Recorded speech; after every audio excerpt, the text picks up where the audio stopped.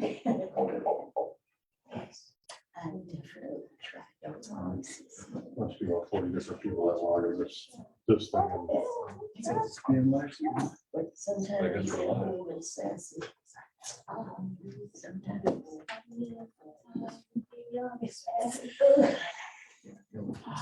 Yes.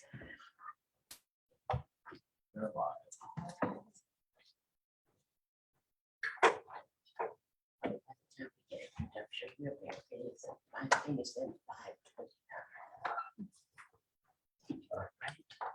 5:29.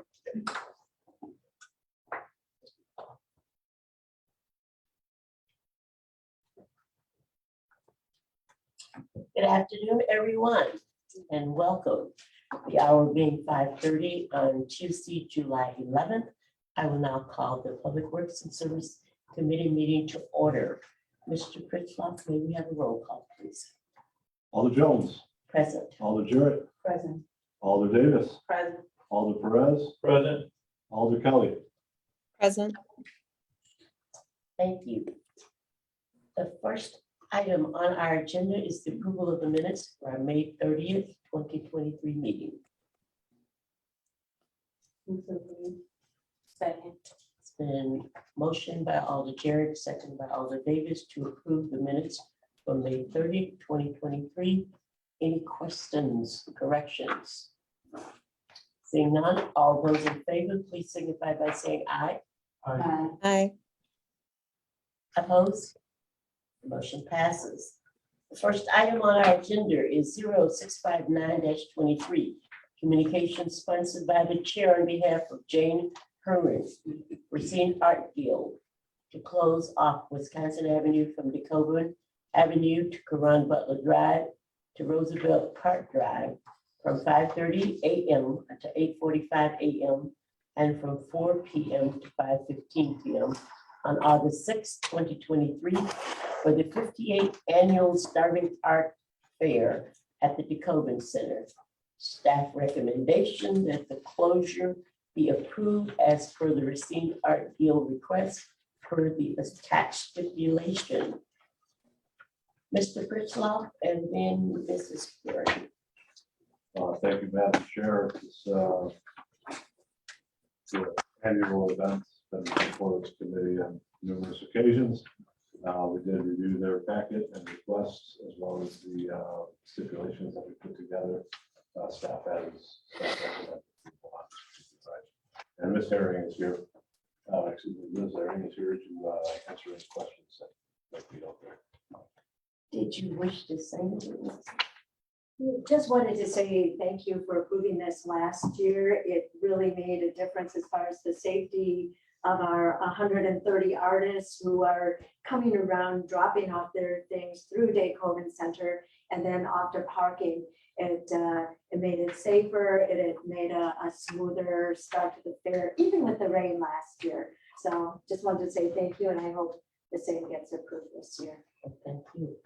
Any questions? Alder Perez. Thank you, Madam Chair. Just a question on the stipulations. The last one, there are no parking meters around there, are there? No, there's not, so that business won't apply. Right. No, I get that. Where, how, if they were going, how does someone get hoods if there were? They can come in here to the city clerk's office and pick up the hoods. And do they cost any? I believe they're like $1 a piece. Yeah, if you want no parking signs, there's a nominal cost for those. And then if you install that, are you responsible for the loss of the money that will be gained in the meter? That is recovered with the price of the meter bag itself. Oh. So if it's for no parking, sure, they'll calculate what it costs. So that's what it's equated to. I think the signs are relatively cheap, the bags are a couple dollars, and that's the equivalent. And the clerk handles that usually? Yeah, they take Right. those, payment settlement for those and then distribute that. Alder Davis. So I'm looking from 5:30 a.m. to 8:45 a.m. and 4 p.m. to 5:15 closure. Would these be barricades provided, and who's setting up those, who's responsible for setting up those barricades? DPW drops off barricades and picks them up in the exact same spot we drop them off. Sponsors responsible for installing barricades, removing them, putting them right back where we placed them. So it's sponsor's responsibility to put up barricades, put up no parking signs if applicable, bag meters if it's applicable. So those responsibilities are on the sponsor. Thank you. Any further questions from committee members? If not, a motion will be in order. Motion to approve. Second. Motion by Alder Davis, second by Alder Perez to approve item 065923. Seeing no further questions, all those in favor, please say aye. Aye. Aye. Opposed? The motion passes. Thank you. And look forward to seeing you on the 6th. Great, thank you. Our next item is 0665-23. Communication sponsored by the chair on behalf of Vincent's Super Ricardo Ren Morales LLC, requesting a straight privilege for a roof overhang encroachment for a business located at 1105 North Memorial Drive. Staff recommendation that the property owner at 1105 North Memorial Drive be granted permission to install a roof overhang over the city right of way with the stipulations that a hold harmless agreement be executed and a $150 processing fee be paid in accordance with state statute 66.0425 privileges in streets. Fiscal note, there will be no cost to the city of Racine. Mr. Fritzloff. Well, thank you, Madam Chair. This is a building roof renovation that took place where the roof itself is going to overhang the right of way, the sidewalk, approximately 2 feet. Within that particular soffit, we are installing lights on a 4-foot spacing. And I think the changes to the building will certainly enhance the lighting and enhance the quality of the area. So from a staff perspective, we have no objection. Thank you. Any questions from committee members? Seeing none, a motion will be in order. Move to approve. Second. A motion by Alder Perez, second by Alder Jarrett to approve item 0665-23. Seeing no questions, comments, all those in favor, please say aye. Aye. The motion passes. The next item is item 0658-23. Communication sponsored by Mayor Mason on behalf of the Downtown Racine Corporation requesting permission to close Main Street from Straight Street to 7th Street, 6th Street from Lake Avenue to Grand Avenue, and Wisconsin Avenue from 4th Street to 7th Street for the party on the pavement on September 16th, 2023 from 12 p.m. to 7 p.m. And that downtown on-street metered parking be free for this event. Staff recommendation that permission be granted to the Downtown Racine Corporation to close Main Street from State Street to 7th Street, 6th Street, from Lake Avenue to Grand Avenue, and Wisconsin Avenue from 4th Street to 7th Street. The party on the pavement on September 16th, 2023, from 12 p.m. to 7 p.m. And that the downtown on-street metered parking be free for this event for and per the attached stipulations. Fiscal note, there will be nominal cost to the various city departments on a regular shift basis to assist in implementing this event. Commissioner Rooney. Thank you, Madam Chair. Committee members, PRC Director Kelly Cruz couldn't be here tonight, so I can speak on behalf of some actually a member of the PRC board. This is an annual request. They've been doing this for 20 years. So we'd like to close the roads downtown for the party on the pavement event in September. There's numerous stipulations that are included with this request. There's processing fee, liability insurance, and the overtime costs. Urban department get charged to the sponsor, notified by the property owner 72 hours in advance. Sponsor pay a $900 special event fee.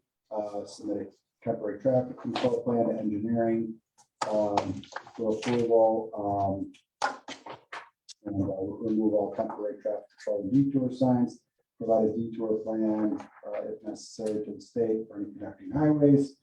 They were responsible for cleaning the street, installing hoods and parking signs 24 hours in advance. Free parking, of course, will be part of this request.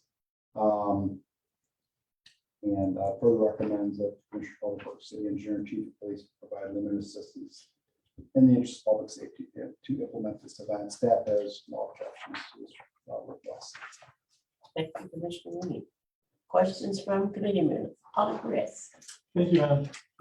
This is a great event for the city, and it's really great that we continue to have this. So I have a question here that was not mentioned, but I think it's important for us to know that they're also part of this agreement is that Uptown and West Racine meter parking not be enforced as well during those times. And we've done that because in the past, people have complained that, well, downtown gets it free to say, why can't we? So we've acquiesced and done that as well. Additionally, do we need to delineate the limits of what includes downtown? Because I know that they have events all the way to the corner here, but there are meters on additional streets, like right in front here. Will that be enforced as well? Or is the parameter expand several blocks past what normally is considered downtown where people would normally park? Commissioner So Rooney. City of Racine has three very distinct metered parking districts. There's downtown, West Racine, and there's uptown. And they actually are defined in your city ordinance that come up under chapter 94. Actually, it'll list all the streets, meters on it. So if there's going to be a lifting of parking for on-street meters, it'll include every location in the downtown area, for example. So that would be if somebody needs to park over on Water Street, to get over to party on the pavement, that's free parking. It's not just limited to Main Street or Sixth Street, which the event actually takes place on, but it includes the surrounding streets. That's the way it has been handled in the past. Now that is their request. This committee wants to amend this to include Uptown and West Racine for free parking on that day. I guess that would be a discussion that the committee can have. I know that that's not part of the stipulation, so that would have to be amended. This is committee. it's It's Jay. It's in there. Yes. I'm sorry. Yes, it is in there. Yeah. So to your point, President, those districts in the uptown, which include all the meters there and all the meters in West Racine. I was gonna say, Yeah, West every Racine. one of them is, now we do not permit the free parking in the off-street parking ramps, stuff that's managed by ABM. This is on-street only. I think we had that discussion a few years ago. We're going to limit the on-street parking and not off-street. So I'm sorry, so I missed that. So this would include both other business districts. So this is already in there, so it would automatically be included. We don't have to enter that in our motion. No, just wanted to make clear. Alder Perez. So in the past, we've had a strong police presence during that event. Can we have that addressed by Sergeant Legasse and see if here at this point? What the plans are, or if there are plans already designed for that? I know it's further down the street here. I mean, the date is further down the road. But right now, we're down 50 officers in the police department. So I'm concerned that we may need to do some adjustments for that date so that we have proper coverage. Officer McGrath. Sergeant. Sergeant McGrath. Hello, sorry again, I'm the planning supervisor. So it is a little ways out, that's one of the reasons I came here. So usually this is a special event, so we put out an overtime posting to see what we can get for that. I don't want to go into specifics just because I don't want people to know how many officers we have working or not. Again, I plan to work closely. The sheriff's department's been helping us out with a lot of our events. So I'm gonna put on help, see if they'll help us out. But we traditionally have a plan in place. We've had this plan in place for a lot of years. Might change it just a little bit, but we should have enough coverage. We'll have people moving around and stuff like that. So it should be fine. Thank you. Does that answer your question, Alder Perez? Yes, I understand the need for lack of information, but it's good that it's on the radar. Yes, and being fine. Thank you. Thank you. Sergeant.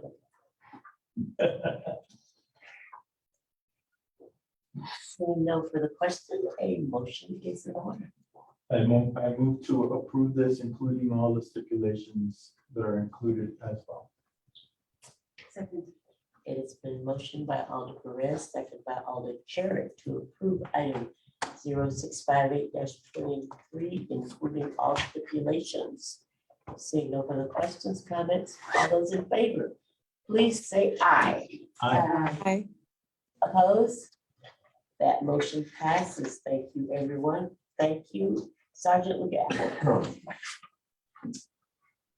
Our next item is 0682-23, communication sponsored by Mayor Mason and Alder Jones on behalf of Candy Hernandez from Living Faith Lutheran Church, requested to close Dean Boulevard between 15th Street and Wright Avenue for National Night Out on August 1st, 2023, from 3 p.m. to 7:30 p.m. Staff recommendation that permission be granted for August 1st, 2023 for a National Night Out. Physical note, there will be nominal cost to various city departments on a regular shift basis to assist in implementing this event. Mr. Frischlock. Well, thank you, Madam Chair. This is a request by Living Faith Lutheran Church to close off Dean Boulevard for their National Night Out. You probably indicate to you folks that this is not a city-sponsored event. This is a block party that is being sponsored by the church. So no problem whatsoever with their request from the staff level. We recommend that it be approved. Thank you. Any questions from committee members? Alder Perez. Actually, if it's National Night Out, it's being sponsored by Neighborhood Crime Watch and Neighborhood Watch. Even though that's not part of the city, I understand that. It's not sponsored by the church, but because the location is at the church, they're the ones that are requesting the road closed. Would that be correct? That's Your understanding of this? that's not my understanding, but That's not your understanding? I mean, if that's correct, then that's correct. You know, Living Faith made the request, not on behalf of the Neighborhood Watch Group. So, but if that's the case, that's the case. Certainly no problem with it. If you would like to state your name and address for the record, please. Ma'am. My name is Vicky Seifert. I'm standing in for Candy Hernandez. I live at 2950, or I live at 1219 East Colonial Drive, formerly a neighbor in West Racine. Anyway, I'm a member of Living Faith.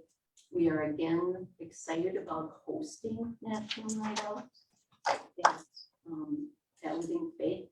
And we would like to request that we be able to close off just half of the block between Wright and the alley. Our church is on the one side, is on the east side of that section, takes up the whole area, and there's only one dwelling on the other side. But this is in conjunction with National Night Out. So we appreciate your recommendation to approve. Thank you. Alder Perez, does that answer your question or?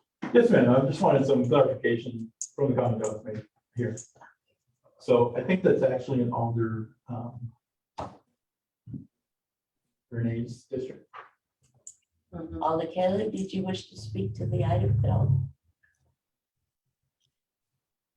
I don't have any questions. I do know that they do this there every year, so I am familiar. That's a block from my house, so I am familiar with the fact that they do block off that same area every year. And I did speak to Susan, and she said she was just waiting for the schedule. It was a couple weeks ago, but that is usually the National Night Out location that they have in my district. So I'm all for it.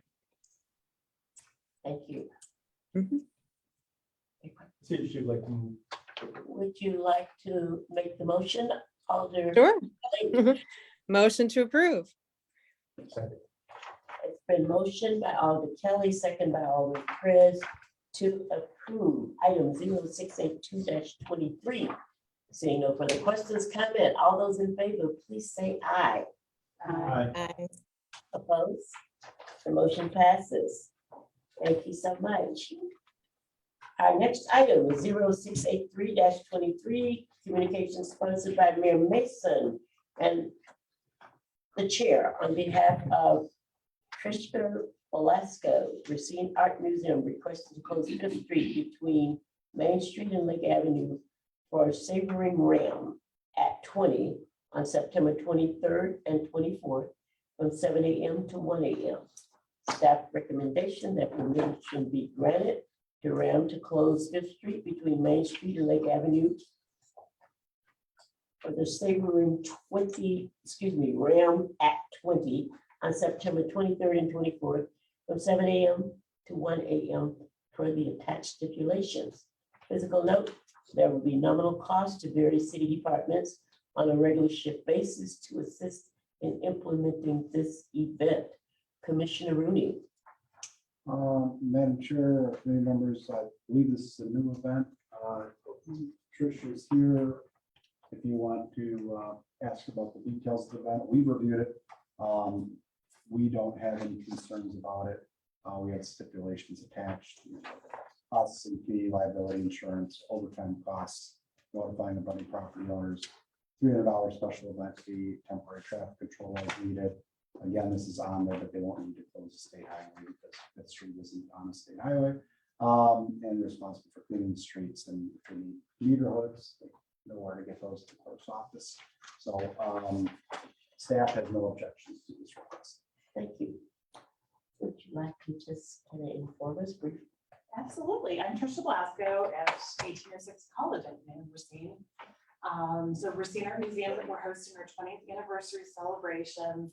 And the fundraiser, all the funds go towards keeping community education, art education free. So we do a lot of free education out in the community. And primarily, most of the party will be tented in our back parking lot.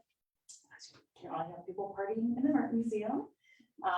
So we want to block off the streets just between Lake and Main, just to keep it safe for our restaurants and artists to come in, guests to park, some guests to park with staff and others to park. What's primarily it? On Fifth Street, The Fifth Street location between Main and Lake, yeah. so it doesn't affect Main or Lake. No, or Lake, just to pull in parking. Thank you. You're Any welcome. questions? Alder Perez? Up to 1 a.m. from 7:30 to 1 a.m. Because our vendors will be going in and out all day, so we just wanted to kind of have it clear for people to come in and out. Your expectations are having an amazing party. for the 20th. Absolutely. Yes, you got it. You can all come, you're all invited. There will be a band and everything. Thank you. Thank you. A motion is in order if there are no further questions. Move to approve. Second. Motion by Alder Perez, second by Alder Jarrett to approve item 0683-23. Seeing no further questions, comments, all those in favor, please say aye. Aye. Opposed? The motion passes. Our next item is 046-23, communications sponsored by the chair on behalf of the Department of Public Works submitting bid results for contract 202-3196 sanitary lateral routing. Staff recommendation to receive and file. Engineer Molitor. Thank you, Madam Jones. On Wednesday, July 5th, we received bids for this public works project for the contract 2023-196. We received one bid from National Power Rotting Corp. It's saying for your review, the following bids were received. We got the one bid. It was $3,124,588, which was way over our budgeted amount. And we will not recommend awarding this project to them. So that's why we have the receive and file recommendation. Are you able to share with us why they were like 4 or 5 times higher? Just curious. They're a company that does this on they come from the greater Chicago area, and they'll bid on our projects. But they will make sure they either do not get the project, or if they do get the project, they will make money. And this is for the quantity that we have on our, I'm trying to be as politically correct as possible. For the quantity we have on our estimate, this was just way out beyond my field. So. Thank you. Commissioner. Yeah, if I may, so this was part of our initiative to lower our II due to exceedances that we have during wet weather events. Part of one of our objectives was to do lateral routing. It's actually a new process we're introducing. We actually brought these bids into you, I think, earlier this year, and we received no bids. Yeah. If I'm correct. Yes. So we bid it again, and again, everybody must be busy, and they're the only people that submitted a bid and said, hey, we will throw it in there and we'll give it to us. We are not going to be proceeding with lateral routing. We're going to switch gears and do lateral line, which we already have under contract in that same area. And we can keep the II out that way. We thought this is a different alternative to keeping the II infiltration on laterals. We are going to give lateral routing a shot, but not at these prices for that. So we have an alternative, and we have an alternative contractor to do that. So yeah, we are recommending receiving file. Thank you. Any further questions from staff? Excuse me, committee members. Seeing none, a motion is in order to receive and file. Move to receive and file. Second. There's been motion to receive and file by, Alderman Reyes, second by Alder Jarrett. Item 0646-23. All those in favor, please say aye. Aye. Opposed? That motion passes. Thank you, everyone. The next item is 0645-23.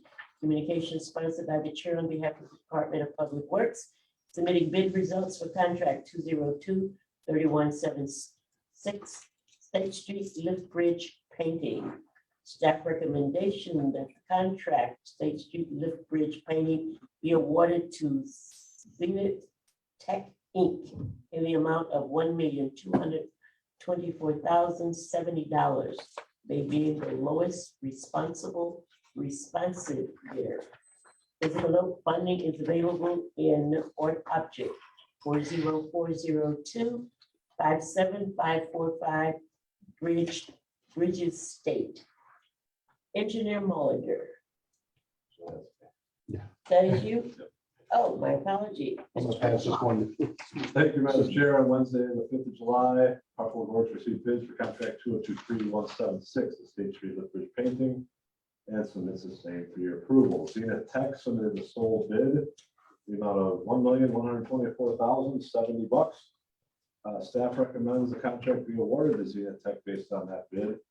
And one other note that the work we do on our lift bridges, in this case, State Street Bridge, will be reimbursed in totality by the state of Wisconsin. So although we have to front that money, typically in, what is that, maybe February or June?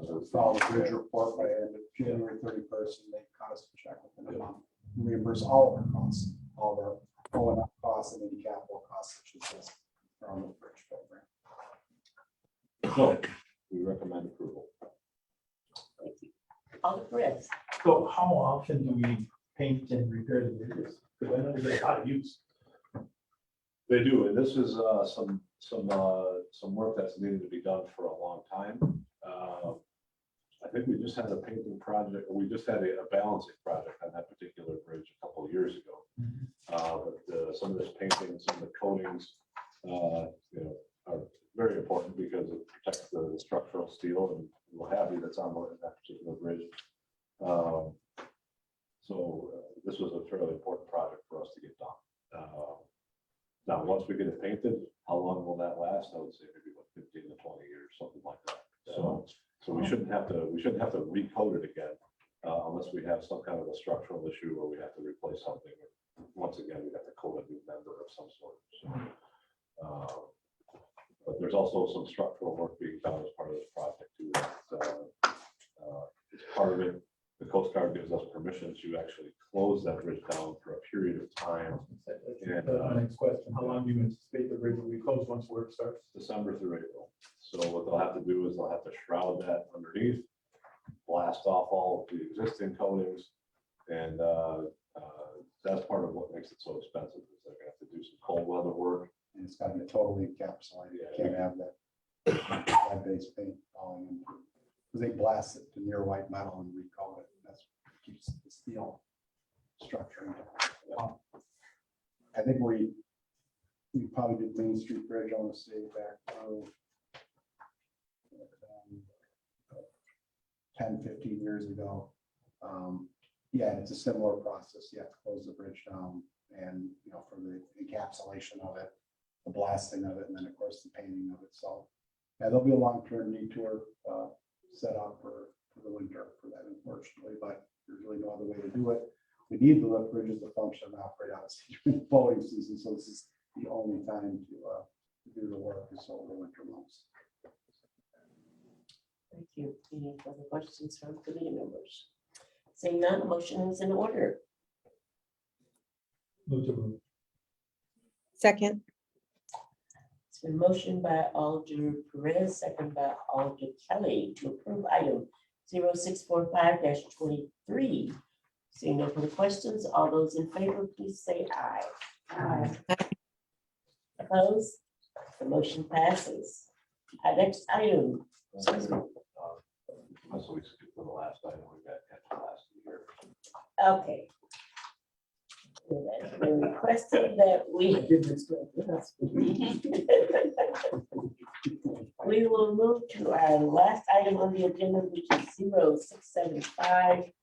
0675-23, communication sponsored by the chair on behalf of Ken Pulaski, Chief Building Inspector, presenting bid results to contract IFB-5-0 2023 MS demolition of Lakeview Community Center, 201 Food Street. Staff recommendation that the contract be awarded to Gunderson Excavating at their bid price of $65,000, they being the lowest responsible bidder.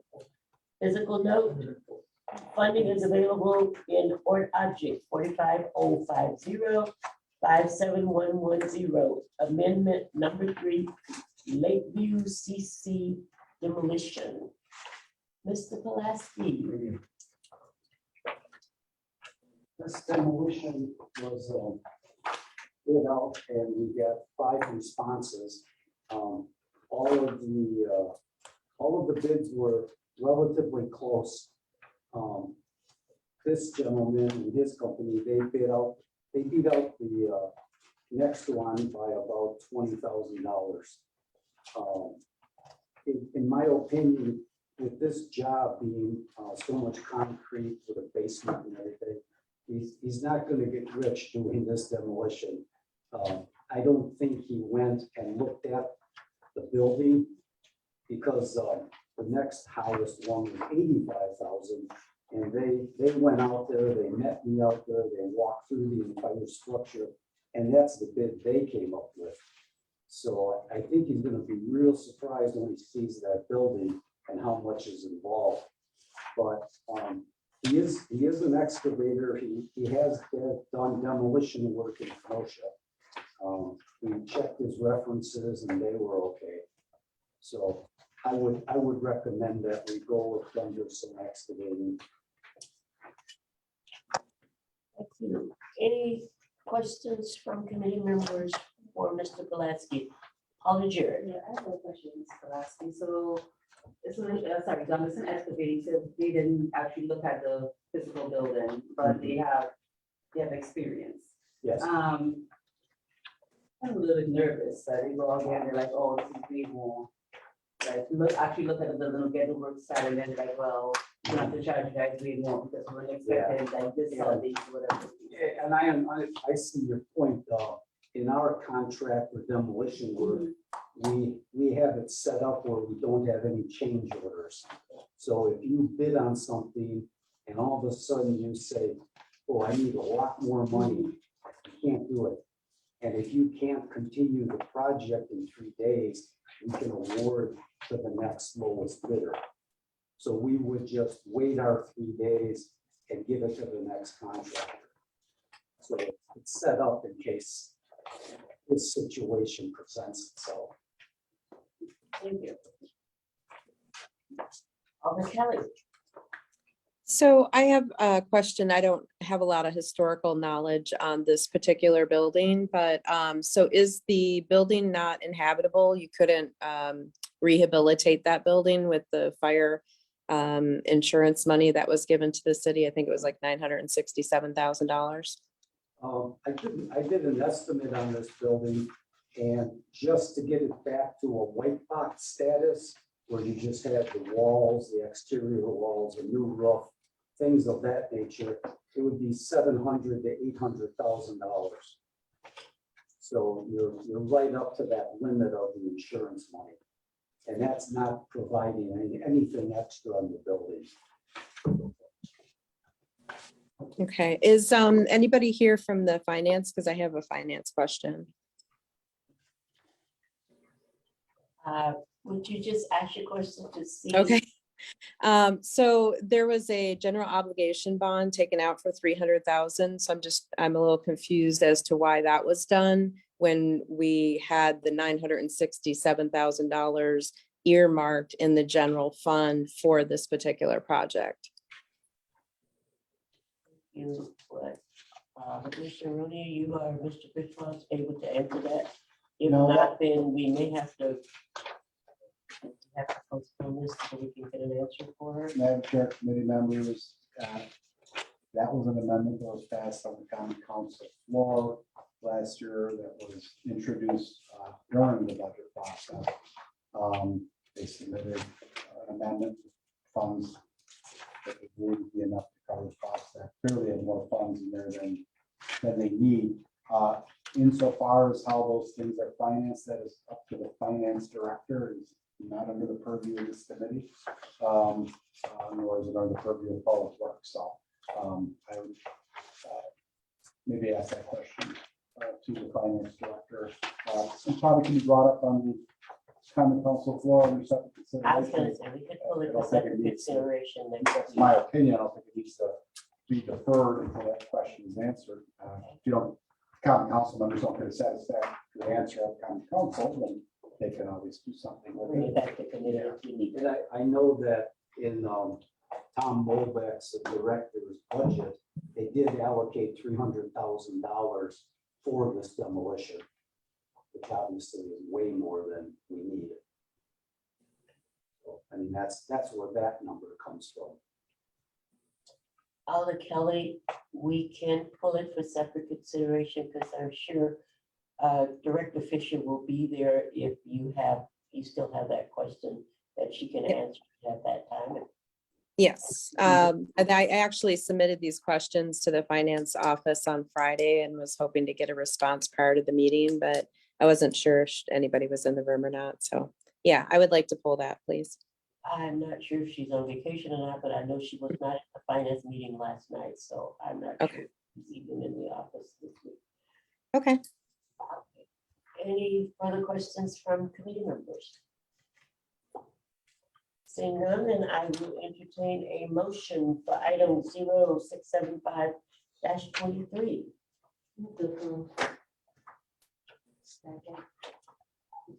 It has been motioned by Alder Jarrett, second by Alder Davis to approve item 0675-23.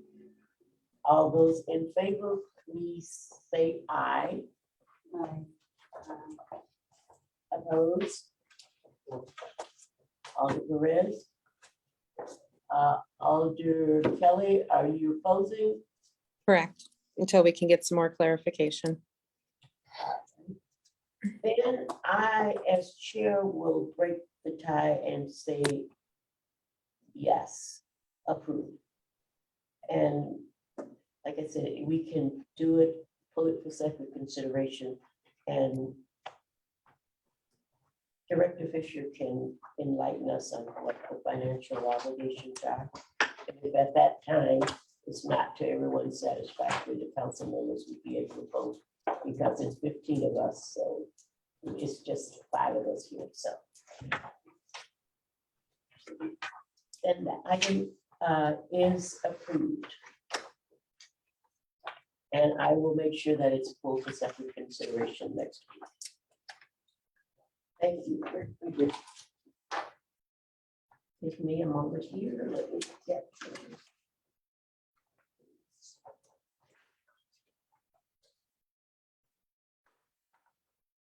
Our next item on the agenda is 0647-23, communication sponsored by Alder Jones on behalf of the Department of Public Works, submitting bid results for contract 2023175, Transit Center Rehabilitation Phase 2.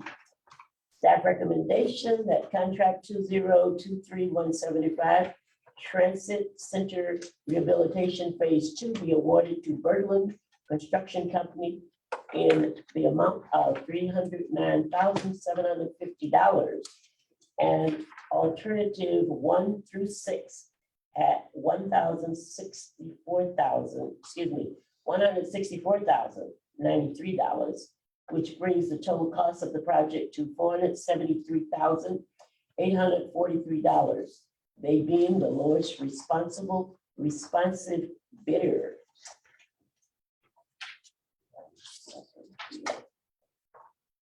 Physical note, funding is available in the following objects. RIDE 20052 57,200, RIDE 20053 57,200, and RIDE 20057, 54 57,200 for a total of $473,843. Director Young is here to speak on the item from the Transit and Mobility. Thank you, Madam Chair. Thank you, members of the committee. Thank you, Public Works staff. Today you have in front of you work that covers repairs at the Karina Rita Owens Transit Center, which include painting of brick and limestone masonry, brick repairs, wood window repairs, wood door repairs, wood window replacement, exterior sealant replacement, copper flashing repairs, and plaster repairs. Berglund Construction has experience with this building in our phase 1 rehabilitation work. They were also awarded the contract due to being the most responsible bidder, and we were very satisfied with their work. The project today in front of you for approval is phase 2 of that rehabilitation work, which we hope will result in waterproofing the building so that we can move forward with continuing the full rehab, which is approximately $1.6 million according to a report that was done in March of 2021 titled Transit Center Assessment and Improvement Plan that was done by R.A. Smith. So we've got that plan that we're putting into action, and thankfully due to CDBG funds, this is completely federally covered. Thank you. Any questions for Director Young? Alder Perez. Director, what is a Dutchman repair? That is a excellent question. I believe it's an aesthetic repair but I would have to defer to our architect who drew up the specs. Fortunately, we had a team that put together the details around the bed specifications, and I am not 100% familiar with the details of that. What is the number of people that walk into the building as opposed to sit outside under the canopies? Oh, that's an excellent question. So that relates exactly to our transit ridership. So what I want to do is provide that to you as is. So year to date, we've had over 378,000 unique individuals ride with us. And the transit center operates as the heart of the transit system. Many of our riders will transfer at the transit center and utilize the facilities and the warmer and in the colder months walk inside. And so it's a public asset, and we have federal funds to make sure that it's maintained properly. Were the bathrooms part of this plan? The bathroom rehab was done in phase one. Okay. Thank you. Alder Davis. Approximately, how many phases are there? It's a $1.6 million project. This is approximately just under 500,000. Previously, we had about a $300,000 allocation, so we're making good progress. How many phases are there? 1, 2, 3? It would be based on the amount of money available Okay. to get through the entire rehab. And is the money, you said CDBG money or federal money? CDBG money. How does a structure repair have to do with the projected use of a rail in that area? Well, that's an excellent question. So obviously, long-term, if you look at SewerPAC's Vision 2050 plan, you'll see that that station would be utilized as a commuter rail station, which would extend up from Kenosha at the current metro station up to Milwaukee at their intermodal station. So this facility would be the front door essentially to the city of Racine for many folks who would be utilizing that future service. And so we want to make sure that it's up to snuff and in good repair. What security measures were taken or will be taken to secure that area?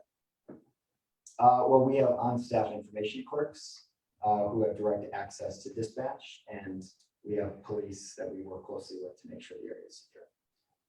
No, I mean, okay, but like when it's not used, do you have surveillance equipment or anything like that that will help you assess when a crime happens on the property or vandalism or something to that extent? Yep, there is surveillance on the property.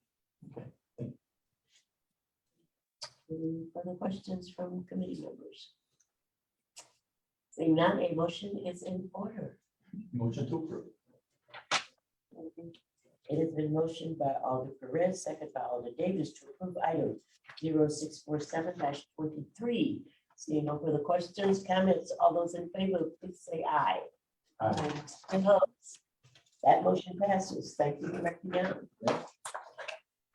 Our next item is 0650-23, communication sponsored by the chair on behalf of the Department of Public Works, submitting bid results for contract 202-3198 I reduction, MH rehab and private drainage. Staff recommendation that contract 202-3198 I reduction, MH rehab and private drainage be awarded to Global Contractors, Inc. in the amount of $666,261.25. They being the lowest responsive bidder.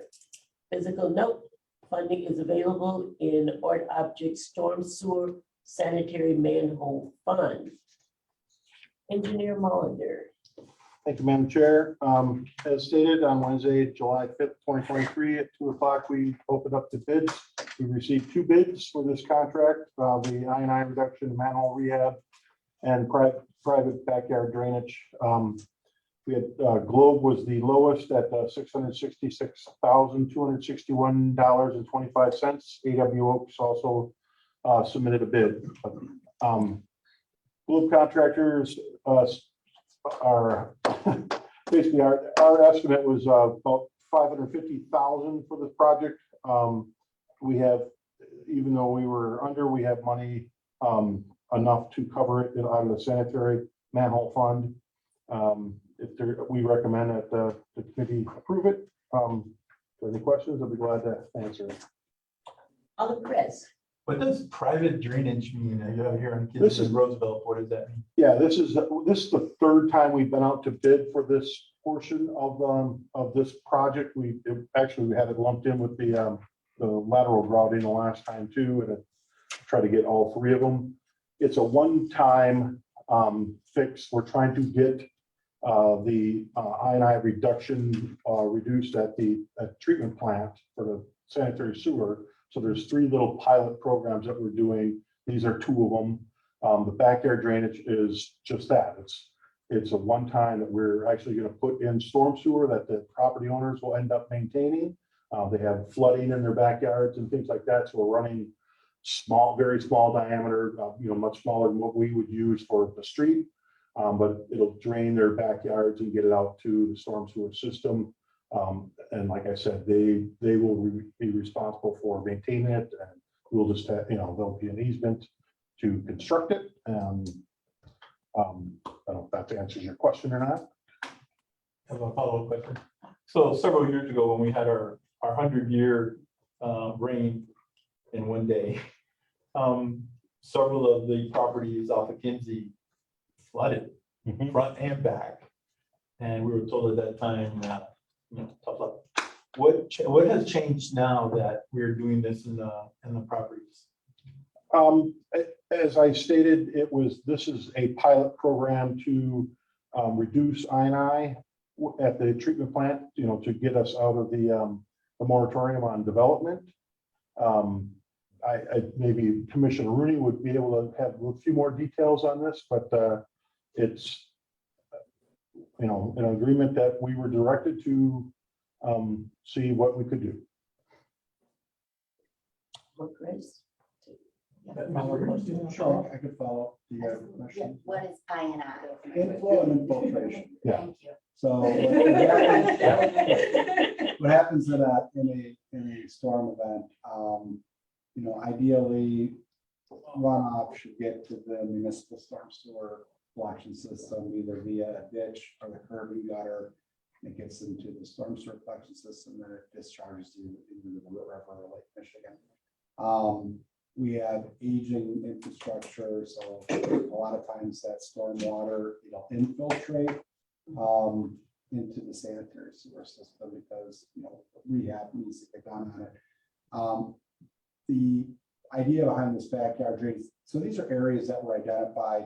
This actually goes back about 7-8 years ago. We identified that area. We held some meetings over at the school over at Goodland, and we finally got around to shoehorning into this pilot program. We actually have placed meters in that whole area to monitor flow, and we know that flow is going through there now during certain runoff events. So we're never going to be able to design and help people out for the 100-year event. Nobody is.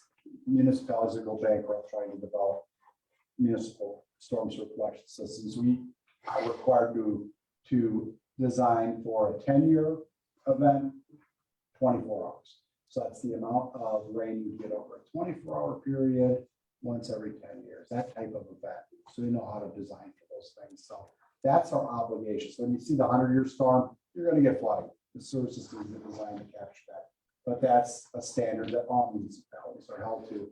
So the backyard drainage, where that ponding would happen, or set the pond around the foundation, what happens is that storm water then starts to infiltrate through the sanitary sewer system because it goes down their foundation drains. Their foundation drains, because of the age of the homes, didn't have sump pumps put in that back then. So their foundation drains are connected to their sanitary laterals, where like you flush your toilet or you do the dishes, or you take a shower.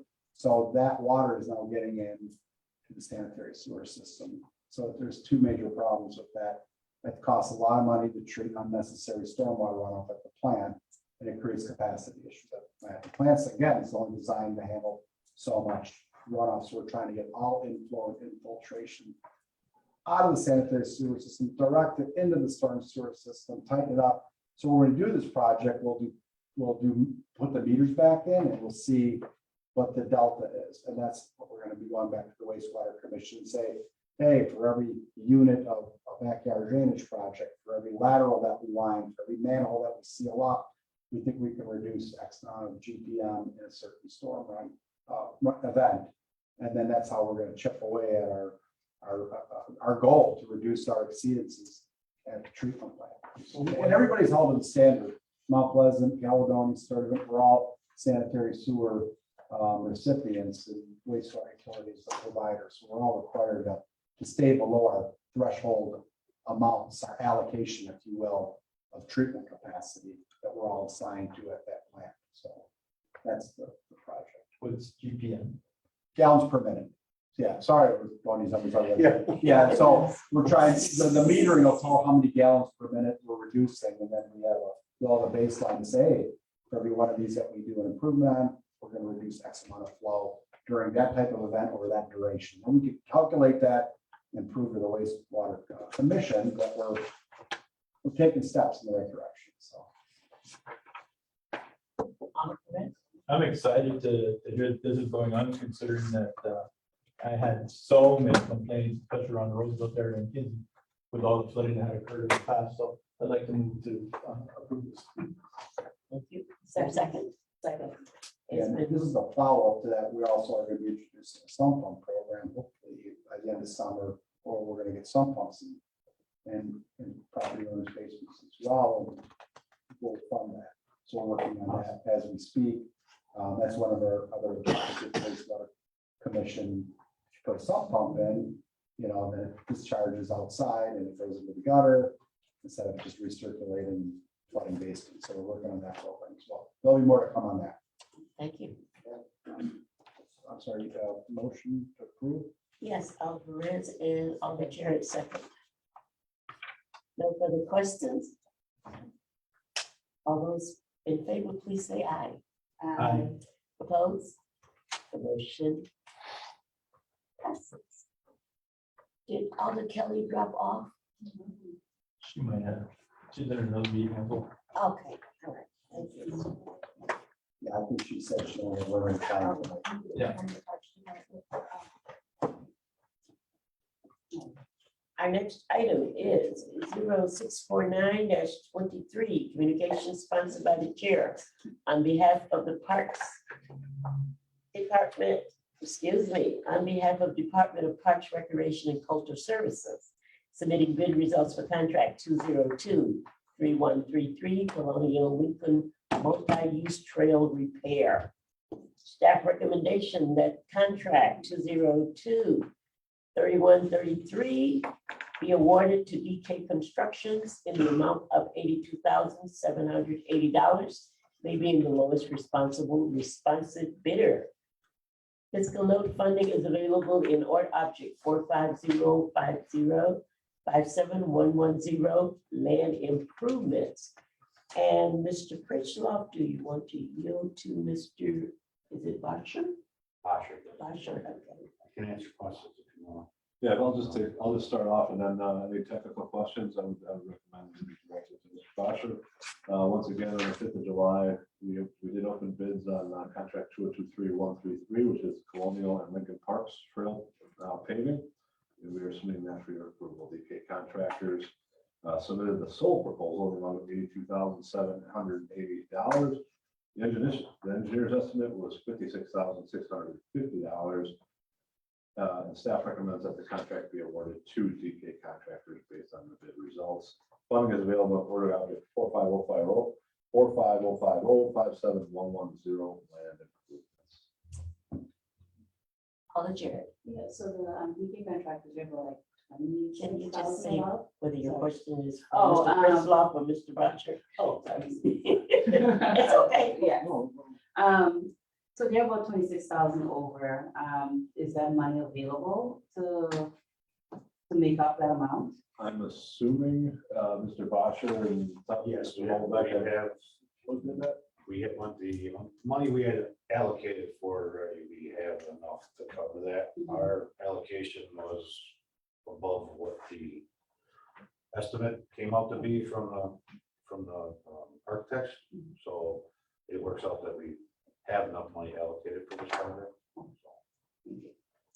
Alder Perez, Is, the title here is Colonial, it's Lincoln. Is that two different things or is that one that's? There's a bridge between Lincoln and Colonial. So we're doing approaches on the bridges. So one approach is actually in Lincoln and the rest are, the approaches are in Colonial. And then we're connecting the last bridge and paving that all the way out to the Colonial parking lot, which is getting paved shortly. That bid has already come through, so it's gonna be a tag along to that. So that would be paved all the way to the first bridge in Colonial Park. Then it'll be stone up until the bridge that crosses from Colonial to Lincoln. So that's why it's Colonial and Lincoln, because one of the approaches is on the Lincoln side, How wide are the paths? approximately 6 feet. thank you. Thanks. Any further questions from committee members? If not, a motion is in order. Motion to approve. Motion by Alder Perez, second by Alder Jerry to approve item 0649-23. All those in favor, please say aye. Aye. Opposed? That motion passes. Our next item is 0653-23, communications sponsored by the chair on behalf of the Parks, Recreation, and Culture Service, submitting change order number 1, to contract 202-2234 Harleyfield locker room upgrade. Rosh Construction and Engineering, Inc. contractors. Staff recommendation that change order for Harleyfield locker room upgrade, Rosh Construction and Engineering, Inc. contractors be approved in the amount of $8,347.72. Physical note funding for this change order is available in Ort Object 45050-57200 building improvements. Mr. Birchlock. Thank you, Madam Chair.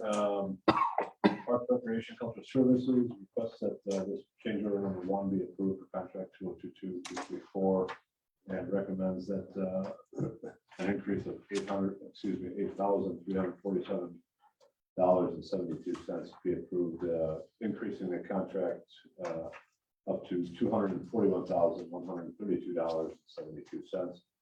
And funding is available in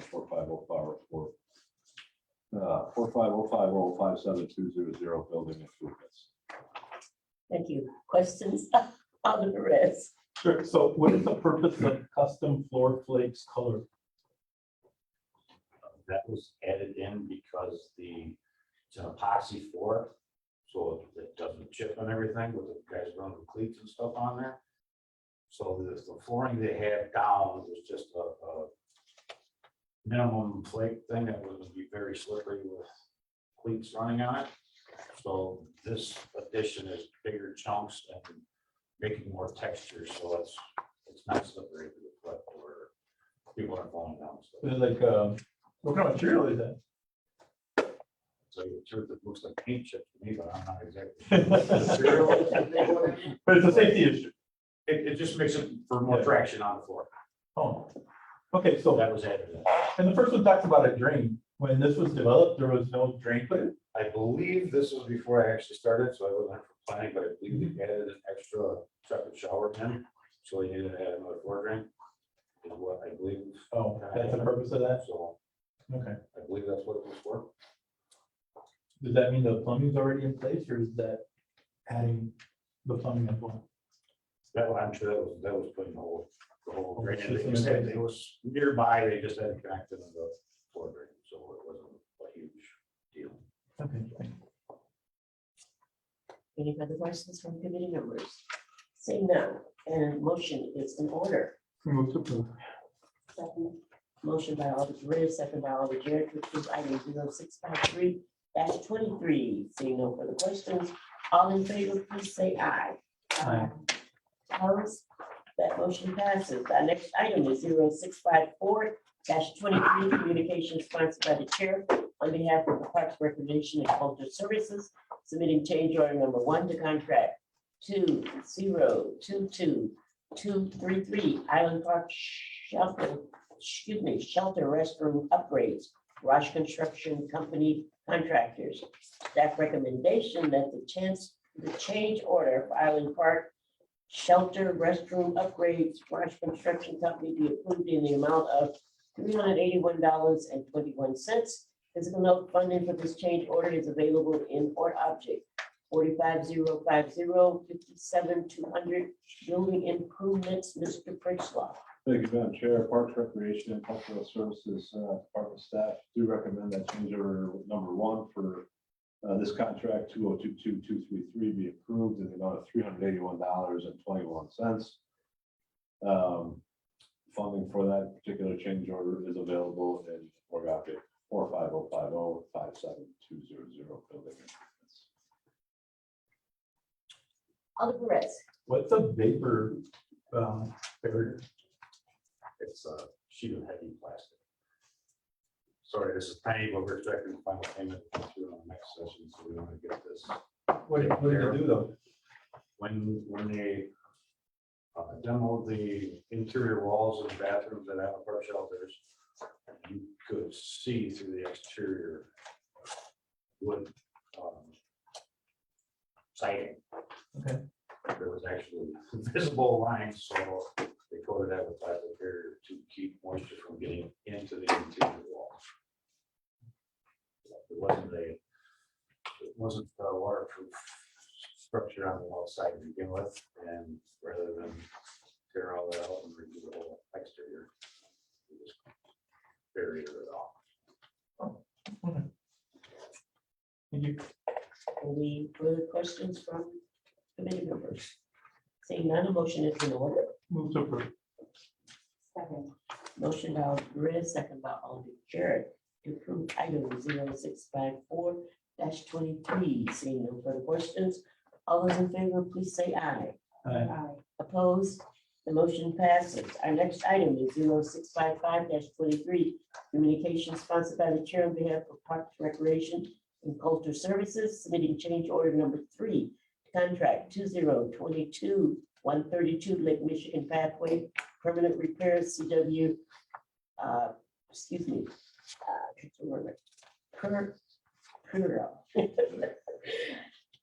contractors. Staff recommendation that change order number 3 to contract 2022-132 Lake Michigan Pathway permanent repair be approved in the amount of $52,653. Fiscal note funding for this change order is available in or object 4504, 45050-5157-110 Parklands Improvement, Mr. Fritzlaw. Thank you, Madam Chair. Park Recreation Cultural Services Department staff recommends that change order number 3, contract 22132 be approved in the amount of $52,653, increasing the contract to a total of $1,121,729. Funding for this change order is available in our map 45050-57110 Parks Land Improvements. Thank you. Questions? Alder Perez. So I'm trying to read the description here, but what is an in-water groin? The groins are the piers going out. Well, what they did at first was, there was one on the north end of the beach that they took out the above ground part of it.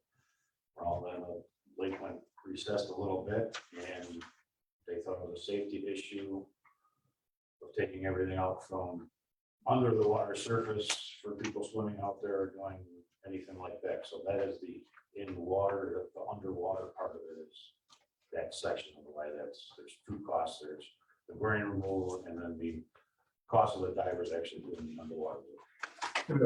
A groin is what? That's what A they call subject that something comes out of the water? Or out of the That's ground? the actual piers, that's what they call them. They call them groins? It's called groin. Okay. Yeah. I learned that also, I did not know. Originally, those groins got installed to accrete sand accretion to help build the beach, so that's why they're kind of put in by design. I think those groins have been there since over the 50s. They were installed to help build up beach, so they have put their intended purpose. And obviously, Thank you. Any further questions? There's one. Alder Jarrett. Thank you, sir. So the cost reduction vegetation, so the city will be responsible for taking care of the grass over there. And so it was. That deduction is actually coming out of the contract, and we are starting a new contract for the next 3 years for that. The only reason we're taking that out of this contract is so this contract can be closed out. And we're starting a new contract that was added in with this contract, so it's open for 3 years. We're taking it out of this contract, and starting a separate contract, so that area will be maintained for the next 3 seasons. Alder Perez. What's a rip rap flume? White rock you see on the banks out there, that big right, that's called rip rock. it helps dissipate energy when the Slows the water down. yeah, the bottom actually leaves like the pipe or the drainage ways, so it doesn't like wash out the beach or wash out landscaping or grass areas, so. In this case, it was put on that upper hill up there for drainage coming down that pathway. Just to stop the erosion of the hill from the water coming down. So based on the current, like, I think last year was, and the year before, were pretty hard on the pathway back there. Do we anticipate, based on past experience, that these improvements will not let that happen? That was the intention. After this last big rain, we have seen that there are a few issues we have to deal with, but that is the intention of making sure that will not be eroded on that area and stuff. That's why it was actually done.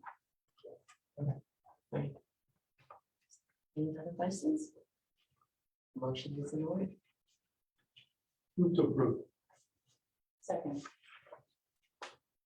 Motion by Alder Perez, second by Alder Jarrett to approve item 0655-23. Seeing no further questions, comments, all those in favor, please say aye. Aye. Opposed, the motion passes.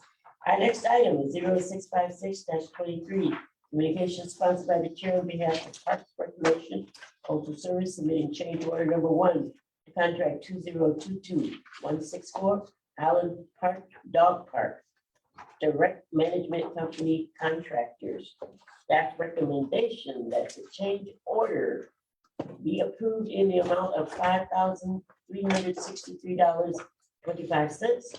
Fiscal note funding for this change order is available in order object 45050-57110 Park Land Improvements.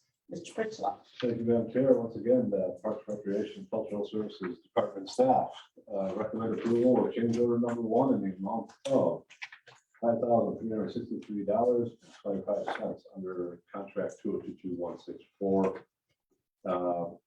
bringing the contract total to $152,571.25. And funding is available in 45050-57110 Parks Land Improvements. Questions? Alder Perez? What difference does black coating fence make? For the most part, it's aesthetic, trying to match with everything that's the other Davies Dog Park and the pathway along the lake. Everything's been painted black, and the mayor likes everything black, so that was kind of part of the. We're gonna match everything, so they added that all in there to make it match the Davies Park and the other areas we have. Okay. And that's why I received a black face on Grand Park. And I asked for green. Just It's okay. Just because you said you like black. Mayor Mason like black. Okay. Anyways, any further questions from committee members? Seeing none, a motion is in order. Move to approve. Second. Second. It has been moved by Alder Jarrett, second by Alder Davis to approve item 0656-23. Seeing no further questions, all those in favor, please say aye. Opposed. Alder Perez opposed? Yes, ma'am. Okay, we have one opposed. And that's on the item. Thank you, sir. The next item is item 0657-23. Communication sponsored by Alder Jones on behalf of Park Recreation and Culture Services Department to submit final payment for contract to 022164 Island Park Dog Park Direct Management Company. Staff recommendation that the work completed by Direct Management Company on contract 2022164 Island Park Dog Park be accepted and final payment authorized for total contract amount of $152,571.34. Final payment to include retainage. Physical note, contract 2022164 was authorized under resolution number 0826-22 dated November 15th, 2022. Mr. Fritzloff. Thank you, Madam Chair. The work on contract 2222164 has been completed. Direct Management Company is requesting final payment, amount of $6,198.71. Completed contract amount of $152,571.44. Project we also have under resolution 0826-22, in the amount of $147,208. And change order one for the number one for the contract, adjusted the contract in the amount of $5,363.25. Final funding will come from 45050571110. Thank you. Questions? If none, a motion is in order. Is it approved? I'll second. All those in favor, please say aye. Opposed? Motion passes. Our next item is 0662-23. Communication sponsored by the chair on behalf of Department of Public Works submitting change order number 3 to contract 2022036, Racine Public Library interior renovation, Roche Construction and Engineering Inc. contractors. Staff recommendation that change order number 3 be approved in the amount of $11,460.61. Physical note funding for this change order is available in order object 207-1057-200 building improvements. Mr. Prislock. Thank you, Madam Chair. Ms. Lindeman and library staff are submitting change number 3 in the amount of $11,460.61. The original contract amount for this was approved in the amount of $1,783,280 under resolution number 0143-22 of March 15, 2022. Change order number 1 was approved in the amount of $4,497.84 under resolution number 0558-22 of August 16th of 2022. That brought the contract total to $1,787,777.84. Change order number 3 was approved in the amount of $46,424.71 under resolution number 0014-23 of January 17th of 2023. Change order number 2 brought the contract total to $1,834,202.55. And this change order number 3 in the amount of $11,460.61 will bring the total contract amount to $1,845,663.16. Org objects available for this $11,000 change order 20710572200 building improvements. I will attempt to answer any questions that I can without Director Zimmerman present. Those are a lot of change orders. Is this project done or is it still ongoing? I suspect that this will be the last change order and that there will be a final payment forthcoming. We're actually, DPW is doing walkthroughs right now with Ms. Zimmerman and her staff and the general contractor, because we do have some responsibility in maintaining some of the new equipment and some of the new infrastructure that was put into that building. So my suspicion is that punch list items are really going to be the requirement moving forward. I don't see anything majorly expensive coming down the pike. But I'd like to qualify that by saying that I'm not Ms. Zimmerman and that she has something planned that is much more expensive. Then I don't want to lie to you here in the meeting either. So, but what we are doing that right now. We're going through the building with all of our folks in the contractor. I think final payment will be forthcoming shortly. Alder Davis, and then Alder Perez. The receptacle at microwave, do you? I would believe that to be a trash receptacle under the microwave. That's $600. It's a lot for a receptacle, you know. I'm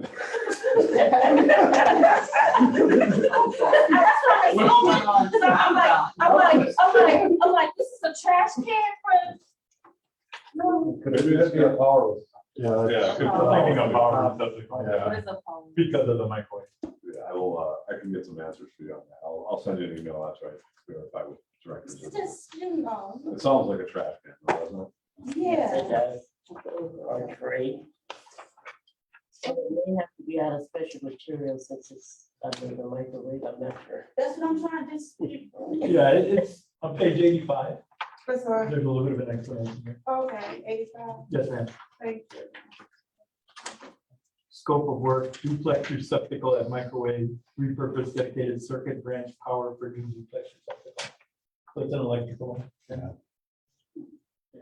thank you, Alder Perez. Thank you. Yeah, so I have a question. You said punch something? What does that mean? Punch list is at the end of every project, include not only that project, but all of the engineering, the DPW projects. At the end, you go through and you look at, what did we miss? Was there, what little things do we need to fix up before we can finalize this project? So, an example on a road project might be, oh, we missed some landscaping or some seating or something. Clean that mess up, pick that up, Uh, get that out of here, redo that.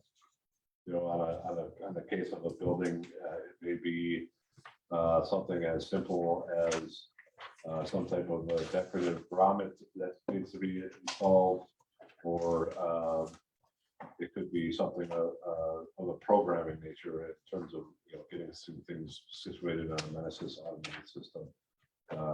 So small things that don't cost us any money, but need to be completed by the contractor to have a good finished product. It's generally why we hold retainage on all contracts. And what's called a punch list? Punch list. It's like a list and you punch it off and it's complete. Oh. So we hold retainage on every public works contract. So it's usually amounts to 5% of the bid package, or whatever. So that's retained. And, they can submit for final payment. And that's why we take final payment after the change orders are complete and your punch list is done. Because then we can release final payment. If you didn't take care of this or that, we're not gonna bring final payment to committee. We'll hold your money. So that's how we. That's true. Yeah. Okay. There's a teeth in that we have in the contract to make sure they finish these miscellaneous items. Yeah. Okay, on page 86, it talks about additional WBE, MBE participation. What is that mean? WBE would be a woman, WBE, MBE is typically a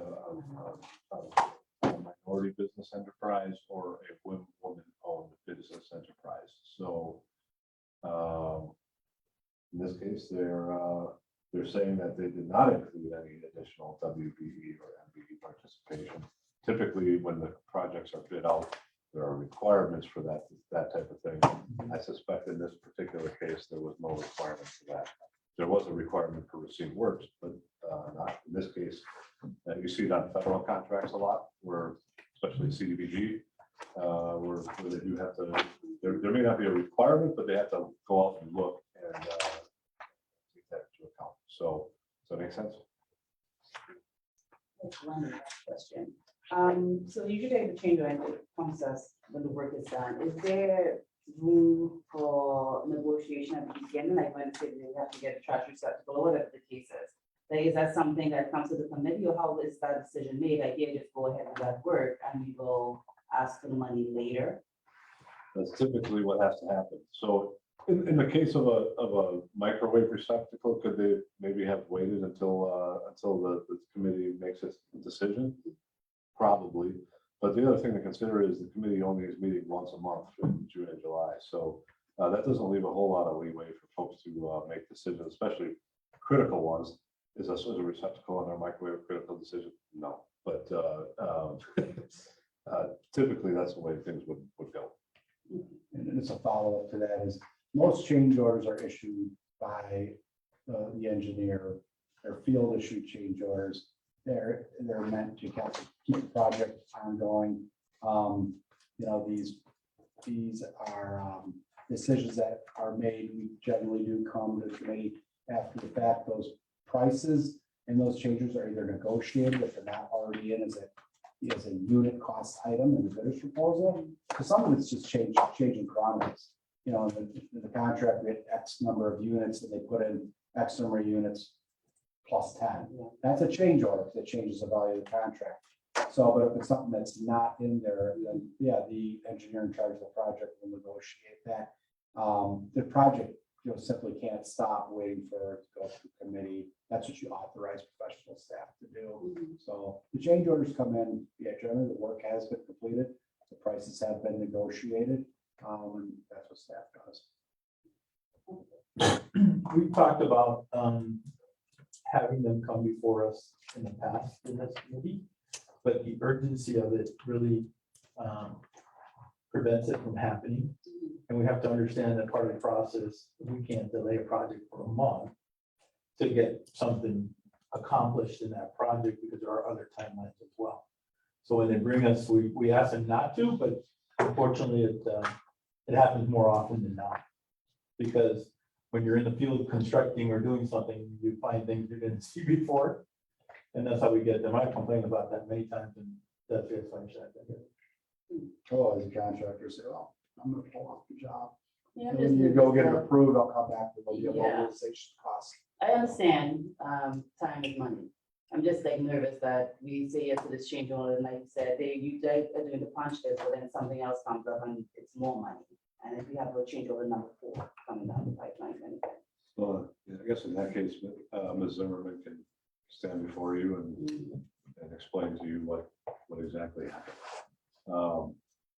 I wish I could give you better explanations with regard to the project, but it really is her project. I try to stay on top of it as much as I can, but we in Public Works have kind of our own set of problems that we're dealing with.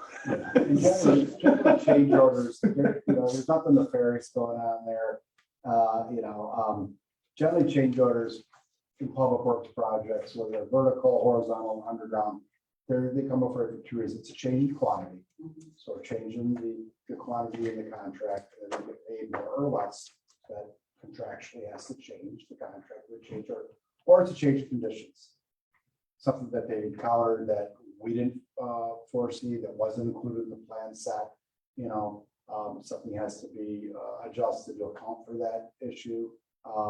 Maybe we're building something and we need to add another inlet to an area, that in another low spot because we had to change the grade or something, that would be another additional unit, extra work. So those things do get negotiated. So it is part of construction, change orders. It's a necessary evil, if you will, but yeah, there's not too many contracts that we bid out that come back in, final payments the same as the amount bid. Quantities change, there are site conditions that are unforeseen and we have to take into account. Even if we change the terms of the contract, even in the length of time, the contractor needs to get extended for reasons that are acceptable per the contract specifications. We have to bring that in as a change order. If they don't have a reasonable excuse for time extension, they get penalized and they pay liquidated damages. That's a change in the contract. That comes in as a change order. So there's a number of reasons change orders come in to this committee, to adjust what was originally awarded versus what is finally paid out. So. We do have a few deducts every once in a while. which is- yeah, it's like when you doing your homework, if you got it, and you have to do it out. But understood. All right, thank you. Any further questions? Seeing none, a motion is in order. Motion to approve. Second. Motion by Perez, second by Alder to approve item 0662-23. All those in favor, please say aye. Opposed, that motion passes. Our next item is 0663-23. Communication sponsored by the chair on behalf of the Department of Public Works, submitting change order number 3, contract 2022-028-2022, accessible streets and alleys, Milan Contractors, Inc., contractors. Staff recommendation that the change order number 3 be approved in the amount of $7,472. Physical note funding for this change order is available in object 45040 57500 Concrete Street paving. Mr. Molinder. Thank you, Madam Chair. As stated, this is, we are submitting change order number 3, which is a rectifying change order to above contract in the amount of $7,472 even. Original contract was approved in the amount of $1,774,538.43 under resolution number 0203-22 of April 18th of 2022. This change order will bring the contract amount to $1,948,282.40. As stated, the funds are appropriated out of ORAB 450405750 concrete street paving in that amount. Just to continue on our conversation, this is a rectifying third change order. So this is the last one. Change order number 1 was a extension of time because we had to pull a project out of circulation because we had a house collapse on this one, and then we had to add a retaining wall. So the change order number 1 was just a time extension, and the second change order was to accommodate for the house to be stabilized before we get in and reconstruct. So we have to pay another mobilization, and then we had to pay for a retaining wall to be added to one of the alleys. But this one is just basically just change in quantities. So it's just, we had a few bit more here, a little extra storm sewer, mostly on Southwood, but that's it. We recommend that we approve this change order and start the process of closing the project out. Thank you. Did you have a question on this? Excellent. Thank you. Any questions from committee members? Seeing none, motion is in order. So true. Second, Salvador Perez. I did look at you, I'm like, okay. Well, I could ask. Okay. It is fine. All right. So who made the motion again? Jared. Alder Jared, motion, Alder Davis, second to approve item 0663-23. Seeing no further questions, all those in favor, please say aye. Aye. Opposed? That motion passes. Our next item is 0664-23. Communication sponsored by the chair on behalf of the Department of Public Works, submitting change order number 1 to contract 2022125-2022 CCTV sewer inspection, Green Bay Pipe and TV Contractors LLC contractors. Staff recommendation that change order number 1 to contract 2022125-2022 CCTV sewer inspection, Green Bay Pipe and TV Contractors LLC contract be approved in the deduct amount of $11,023.63. Physical note funding for this change order is credited in 60484575570 storm sewer. Mr. Mullender. Thank you, Madam Chair. As stated, we are submitting change order number 1 on the above contract in a deduct amount of $11,025.63. The original contract was approved in the amount of $399,044.71 under resolution number 0820-22 of November 15th of 2022. This change order will bring the contract total to $388,019.09. This is also a rectifying change order for the contract. We recommend, if the committee agrees, to approve this change order. Alder Perez. Why weren't these things done? They were not needed. We either that or I believe there's one of the lines on here was already lined, so we didn't have to televise it. It was, in perfect condition, and I think it was just emergency lined under a different contract prior to. So they, said, don't bother, we'll get it in 5 years or so, and a couple other items are similar to that.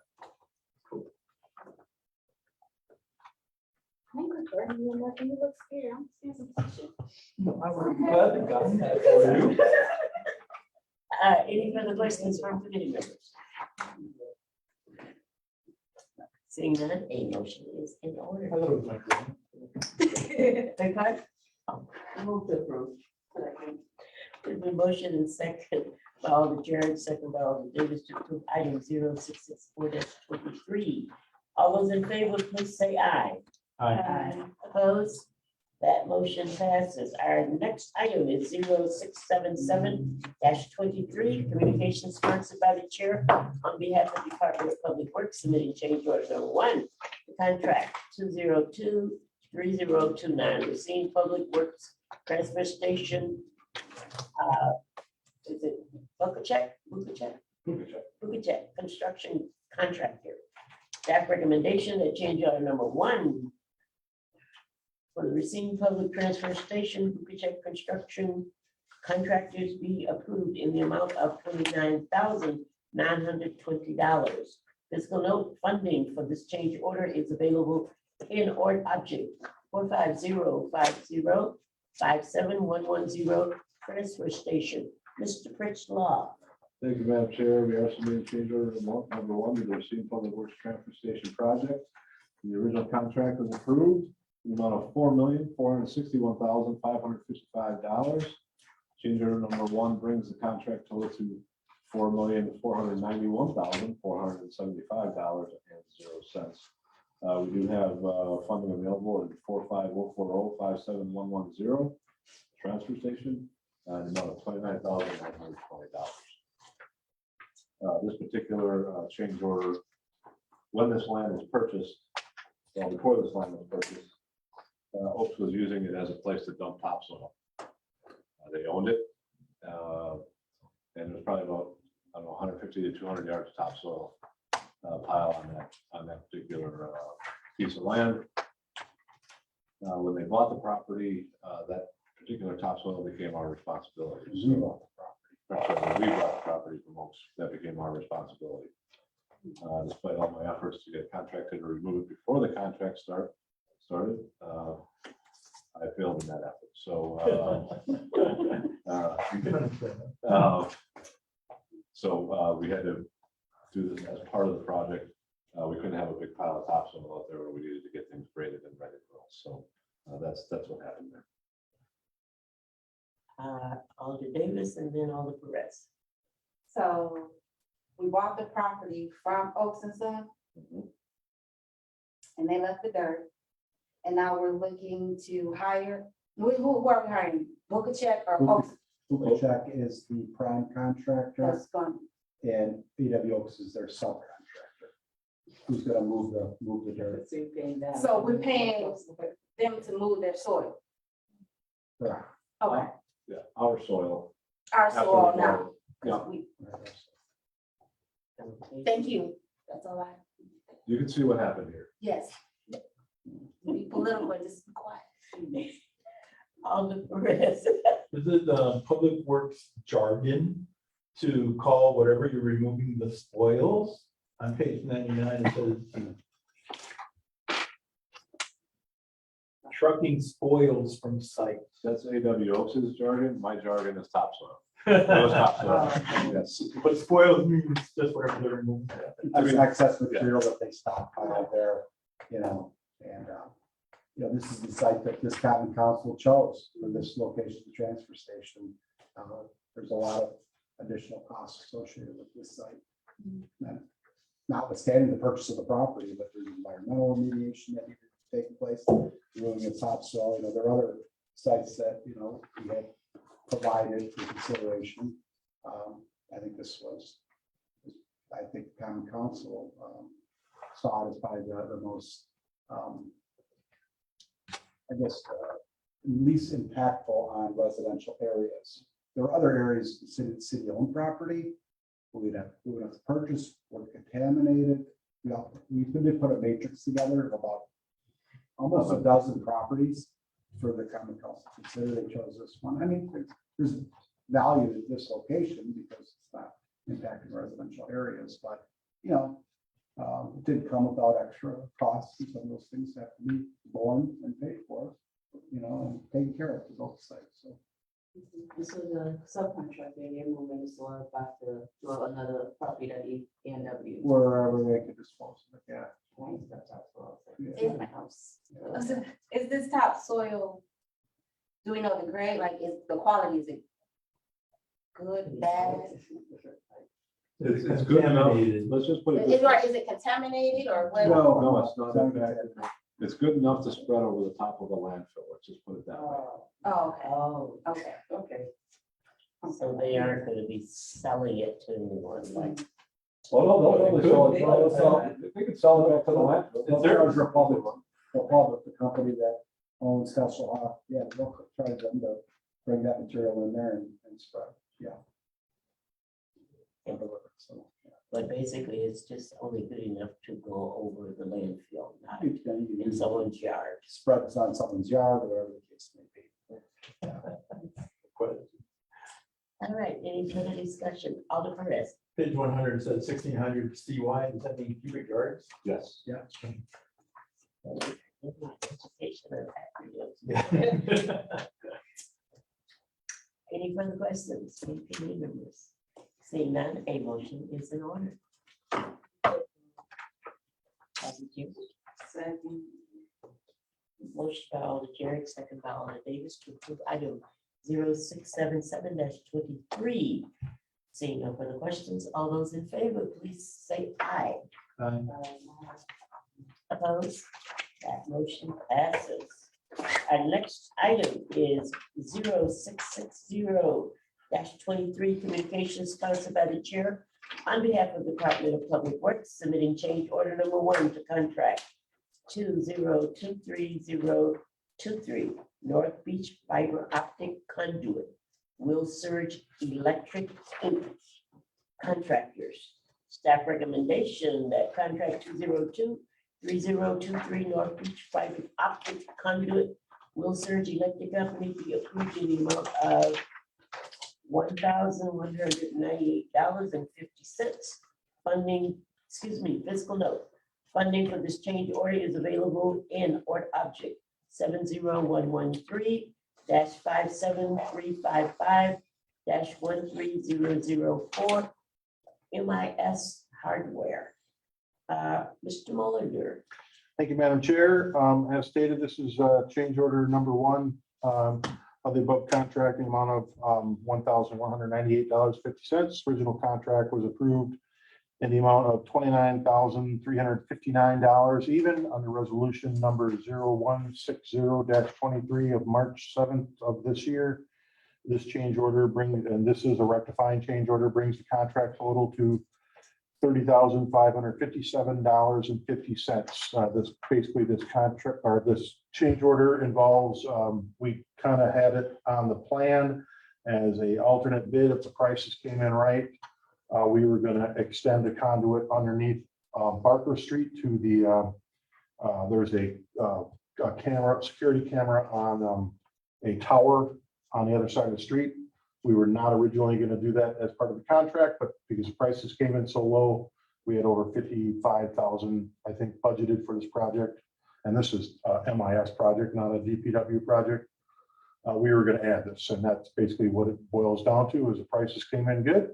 So we added it to the contract. We took one more shot, and actually we eliminated a full box on the rest of the project. So we had an additional, we had a reserve pull box to connect this conduit to near the base of that tower. We recommend approval if the committee agrees. On the rest. Page 102, just trying to understand the language here. Says conduit, special 2-inch with tracer wire. LF, does that mean linear feet? LS is, yes. Linear feet? Yep. So they're adding 94 linear feet at 1275 a foot. Yeah, that's correct. Okay. Yeah, and the tracer wire is basically just a wire. You can't, electrical wire you can connect to locate. Tracer, you can't do that with fiber. So you have to run a tracer wire through so they connect to the tracer wire and they technically locate the tracer wire when they have to do underground locate. Oh. Any further questions from committee members? Big learning day. Yes, yeah. Seeing none, a motion is in order. Move to approve. Second. Motion by Alder Perez, second by Alder Jerry to approve item 0660-23. Seeing no further questions, comments, discussions, All those in favor, please say aye. Aye. Opposed? That motion passes. Our final item is, Hang on, Mr. Chair, yes, on the description of 0661-23, there's just a spelling error there. It says submitting NAL payment, shouldn't it be final payment? Final. Just before it goes to council, we should probably fix that. okay. And also you may want to put a comma between the $1,198. So I didn't see this coming here. But thank you all for I didn't see the comment. So we're doing this. Okay, all right, are we all set? And our final item is 0661-23, communication sponsored by the chair on behalf of the Department of Public Works, submitting, that should be final, so we need to correct this also. Final payment for contract 202-3023 North Beach Fiber Optic Conduit Will Search Electric Inc. Contractors. Staff recommendation that the work completed by Will Surge Electric Inc. on contract 202-3023 North Beach Fiber Optic Conduit be accepted and final payment authorized for a total contract amount of $30,557.50. Final payment to include retainage. Fiscal note contract 202-3023 was authorized under resolution number 0160-23 dated March 7, 2023. Mr. Mullender. Thank you, Madam Chair. Without repeating everything, this is basically the final payment to the change order that was just previously approved for that project for the North Beach Fiber. The total contract amount is $30,557.50. If the committee agrees, we recommend approval of the final payment. Any questions, comments Move to approve. with the correction on the spelling there before it goes to council? Second? Second. It has been motion and second to approve item 0661-23 with the spelling corrections on the item. Seeing no further comments, questions, all those in favor, please say aye. Aye. Opposed? The motion passes. This concludes our agenda for this afternoon. Thank you, everyone. We had a very good discussion, I think, and we learned a lot. At least I did. Thank you so much. We are adjourned. Powering down. You came out from like powering down. I think you keep looking at each other like, you got Like, Later, sir. anything? Yeah. bye, friends. Good night. Thanks, everyone. I will touch bases with Ms. Fisher